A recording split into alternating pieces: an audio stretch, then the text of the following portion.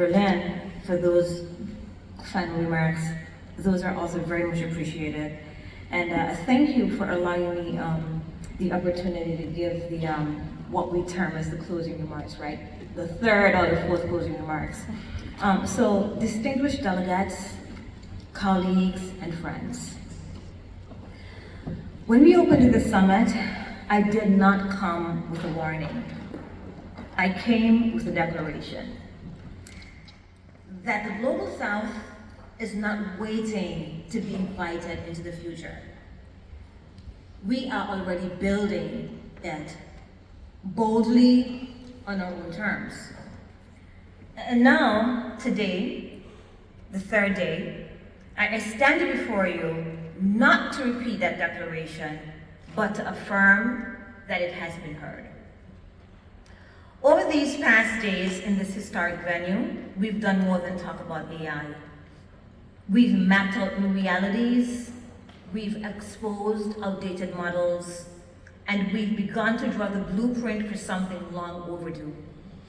A new investment paradigm for development, one that sees the Global South not as a frontier to be explored, but as a force to be followed.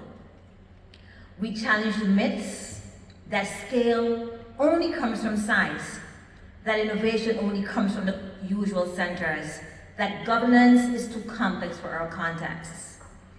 And we replace those myths with proof of engineers coding in indigenous languages, of countries piloting ethical AI at national scale, of grassroots data cooperatives reimagining ownership, of small nations becoming global leaders, not in theory, but in action. And let me say this clearly, again for those in the back. We are not the risk. We are the opportunity of this century. What this summit has made clear are the following. One, that the Global South brings more than users, we bring solutions. Solutions forged in constraints, sharpened by urgency, and enriched by diversity. Two, that investment must no longer flow only to the familiar, but it must also flow to the necessary, to the overlooked problems, the underestimated talent, the underfunded brilliance waiting to rise. And three, that governance is not something we wait to receive. It is something we now lead, with our values, with our realities, with frameworks that center justice and inclusion, not just efficiency. And this is our message to the world. To our international partners, donors, investors, and allies. If you are still thinking in terms of inclusion, you are already behind. This is not about bringing us in. This is about building together from the start.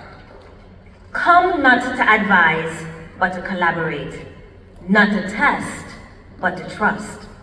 Not to scale your solutions, but to support ours.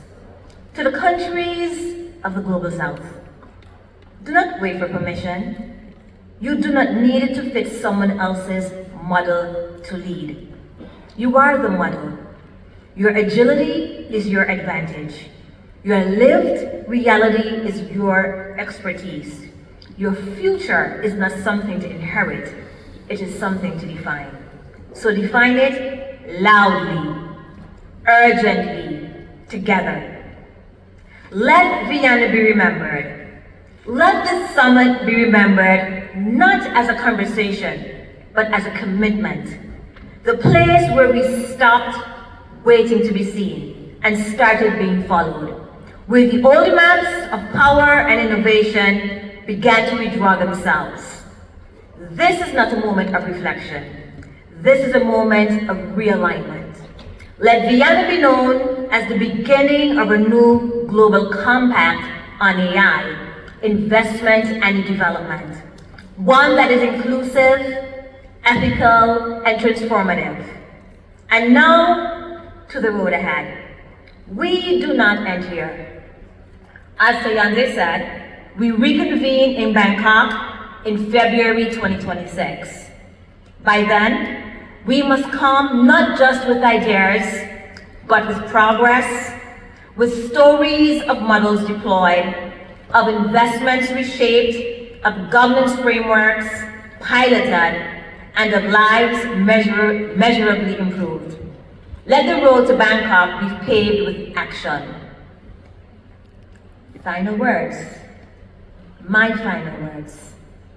We began this summit by saying, if you remember, we are not the periphery, because we're not.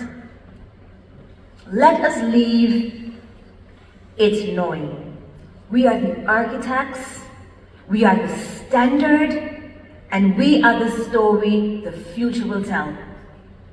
Thank you very much for your courage, your vision, and your presence. Safe travels, and we will see you in Bangkok. Thank you.